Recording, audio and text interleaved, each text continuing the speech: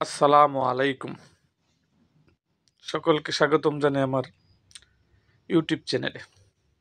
ভাইরা আমার, ভেড়া পালন সম্বন্ধে আজকে আপনাদেরকে জানাবো বাংলাদেশে ভেড়া পালনের কেমন সম্ভাবনা।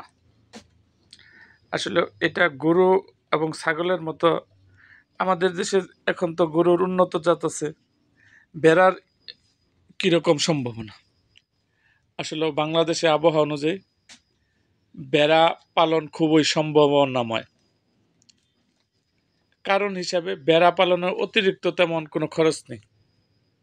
এই ভেড়াটা যে পালবেন অতিরিক্ত তেমন খরচ নাই, সামান্য যত্নে অতি তাড়াতাড়ি ভেড়া বংশ বিস্তার করে।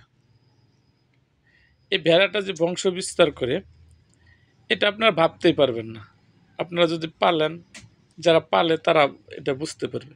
কয়েকদিনের মধ্যে যেমন ভেড়া আপনার উত্তরোত্তর উন্নতি হয়, বংশ বিস্তার করে। আর এই ভেড়া হইল আপনার দিনের বেলায় ফসলের খালি খেতে, রাস্তার ধারে এবং ফলের বাগানে ছেড়ে বা বেঁধে পালন করা যায়।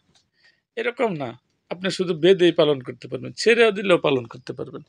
আবার যদি একজন মানুষ মনে করে যে আমি 4-5টা ভেড়া আমার তো আমি ছাড়বো না, আমি এটা বেঁধে দড়ি দিয়ে বেঁধে পালন করব, তাও সমস্যা নেই।